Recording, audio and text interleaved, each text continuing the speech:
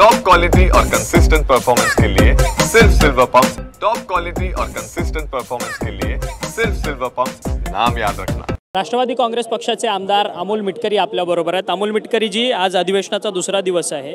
काल मराठीच्या मुद्द्यावरून तुम्ही ट्विट केलं की मराठी खाद्यपदार्थांची विक्री जी आहे ती मुंबई महाराष्ट्रामध्ये झाली पाहिजे। आज दुसरा दिवस आहे, आज कोणते विषय तुम्ही मांडणार आहात सभागृहात? बोगस बियाण्यांचा शेतकऱ्यांना फटका, आमच्या जिल्ह्यात दुबार पेरणीचं संकट, जिल्ह्यातील 197 शाळांमधील 334 खोल्यांची दुरुस्ती, जिल्हा परिषदच्या शाळा, शेतकऱ्याचा विषय, हे विषय सध्या पावसाळी अधिवेशनाच्या दृष्टीने अत्यंत महत्त्वाचे आहेत। जसं मराठी भाषेकरता, मराठी मुद्द्याकरता सर्व एकत्र आले, सर्वांनी मराठी भाषेचा पुरस्कार केला, पण जिल्हा परिषद प्राथमिक मराठी शाळेची काय परिस्थिती आहे? जसं मराठी उपहारगृहाची परिस्थिती आहे तशी मराठी शाळेची पण परिस्थिती आहे की पहिली ते 5वी पर्यंत मंदिराच्या हॉलमध्ये सुद्धा वर्ग भरतात। अशी आदिवासी बहुल भागातले सुद्धा अनेक उदाहरणं आहेत। त्यामुळे प्रामुख्याने विधिमंडळाच्या या पावसाळी अधिवेशनामध्ये शेतकऱ्यांवरचा मुद्दा दुर्लक्षित होऊ नये। मागच्या अर्थसंकल्पीय अधिवेशनात तुम्हाला आठवत असेल, प्रशांत कोरटकर आणि तो सोलापूरकर याकडे सध्या सगळा भरकटला आणि मागच्या अधिवेशनात हेही पाहिलं असेल की औरंगजेब कबरीतून बाहेर काढला। त्याच्यामुळे शेतकऱ्याचे प्रश्न बाजूला पडले। आता या अधिवेशनात आणखी कोणी नवीन औरंगजेब जन्माला येऊ नये, आणखी कोणता कोरटकर बेताल बोलू नये, आणि तसं बोललं तरी त्यावर कायदेशीर कारवाई तर होणार, पण सरकार म्हणून किंवा मी स्वतः प्रतिनिधी म्हणून शेतकऱ्यांच्या मुद्द्यावरून हे अधिवेशन डायव्हर्ट होणार नाही याची काळजी आम्ही घेऊ।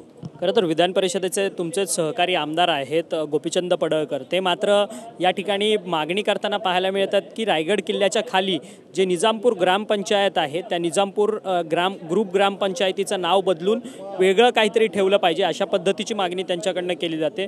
तुम्हीच म्हटलात की प्रशांत कोरटकर आणि औरंगजेबाच्या मुद्द्यावरून संपूर्ण विधिमंडळ गाजलं गेलं, दोन्ही सेशन। मग आता ही पुन्हा एकदा मागणी करण्यात येते, या मागणीकरता कसं पाहता?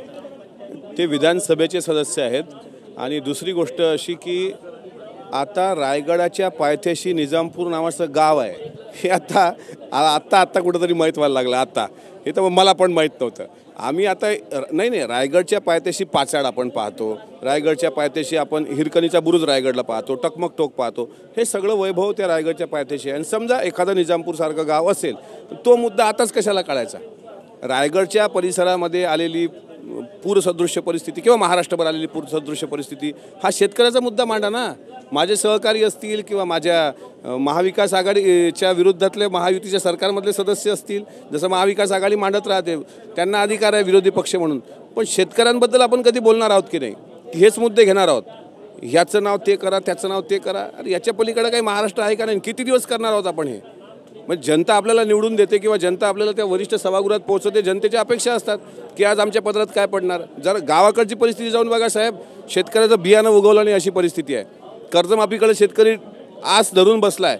म्हणजे ह्या सगळ्या गोष्टी असताना जाणीवपूर्वक काहीतरी मुद्दे डायव्हर्ट करणं मला तरी काही आवडत नाही। परंतु मग सत्ताधारीच अशी मागणी करून हे पावसाळी अधिवेशन पुढे घेऊन ढकलायचं काम करतात आहेत का अशा मुद्द्यांना हात धरून? मी तुम्हाला स्पष्ट सांगतो, असे मुद्दे उखरून काढण्याची काही गरज नाही आहे। असे मुद्दे काढल्यामुळे थोड्या वेळ आपल्याला पब्लिसिटी भेटते, पण मूळ मुद्दा जो शेतकऱ्यांचा असतो तो बाजूला पडतो। ते निजामपूर असेल, आणखी काही हे असेल, बाकी त्यावर मला बोलायचं नाही, तो प्रत्येकाचा वैयक्तिक अधिकार आहे। शेवटी इम्प्लिमेंट करणं सरकारचं काम आहे, आणि सरकार म्हणून आपण सरकारकडे दुसरे मुद्दे मांडलं पाहिजे असा माझा मैत्रीपूर्ण त्यांना सल्ला आहे। संदीप क्षीरसागरांवरती तुमचे धनंजय मुंडे आरोप करताना पाहायला मिळतात आहेत। स्वर्गीय संतोष देशमुख हत्या प्रकरणामध्ये संदीप क्षीरसागरांनीच धनंजय मुंडेंवरती आरोप लावलेले होते, आणि आता मात्र धनंजय मुंडे हे संदीप क्षीरसागरांवरती आरोप करतात आहेत। खरं तर या सगळ्या संदर्भाची निष्पक्ष चौकशी झाली पाहिजे। लैंगिक अत्याचाराचं प्रकरण आहे, ह्यामध्ये राजकारण होऊ पाहतंय असं कुठेतरी जयंत पाटील आणि रोहित पवार म्हणतात आहेत। संदीप क्षीरसागरचा तो समर्थक आहे म्हणजे तो फार पुण्यवान असेल असं नाही। आता असं आहे की काल एका सामाजिक कार्यकर्त्या ताईंनी स्वतः सांगितलं का त्या संदीप क्षीरसागर नावाच्या आमदाराचे CDR काढा, आणि तो जर तो कोचिंग क्लासेसवाला किंवा खाजगी शिकवणीवाला जर त्याचा मित्र असेल तो कुठं लपला होता, त्याला सरेंडर कसं करायला लावलं? ही जर मुंडे साहेबांच्या मनातली साशंकता असेल, शंका असेल तर ती दूर झाली पाहिजे। पण अशा प्रकारे आपल्या पक्षाचा आहे संदीप क्षीरसागर नावाचे आमदार, तर मग त्याला वाचवायचं काम कृपा करून कोणी करू नये। जर ते दोषी नसतील तर त्यांना घाबरण्याचं काही कारण नाही. मुंडे साहेबाच्या वेळेस तुम्ही तोंडसुख घेतलं ना. मुंडे साहेबांचा त्या कुठल्या काही घटनांशी संबंध नसताना संबंध जोडण्याचं काम तिथले खासदार असतील किंवा संदीप क्षीरसागर तुम्ही बघा काय आकांड तांडव करून विधानसभेमध्ये बोलत होते. आता जर ते मुंडे साहेबांनी त्याबद्दल खुलासा मागितला असेल तर ते दिला पाहिजे. आणि अरे बाबा तू गुन्हेगार नाही तर तुला घाबरण्याचं काही कारण नाही. गुन्हेगार असेल तर सामोरं जा कारवाईला.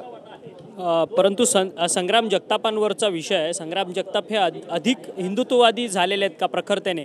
कारण की आज त्यांनी अजित पवारांची भेट घेतली, गेल्या आठवड्यात त्यांची अजित पवारांची भेट झाली नाही.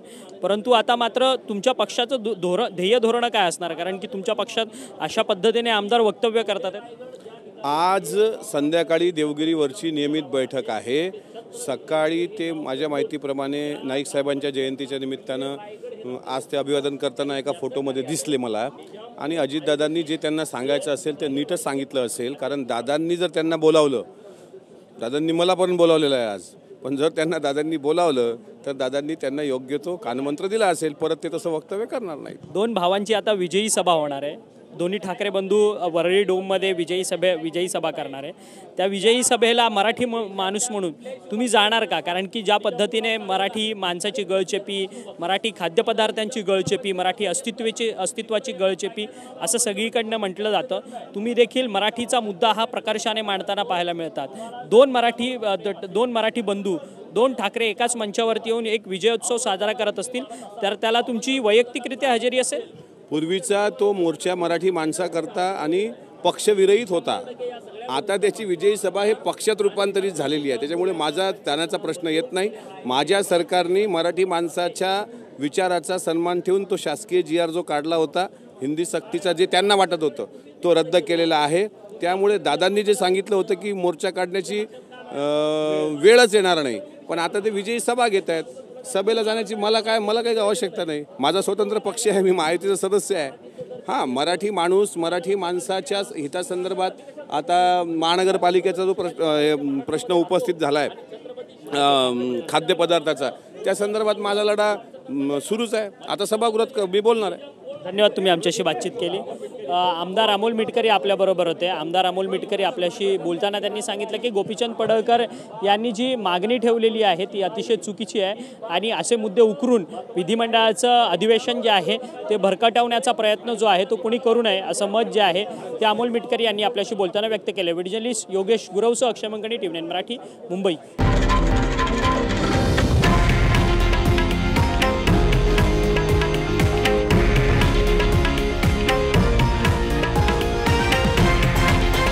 हे आहे देशातील नंबर 1 न्यूज नेटवर्क आणि आपण पाहत आहात TV9 मराठी, एकमेव.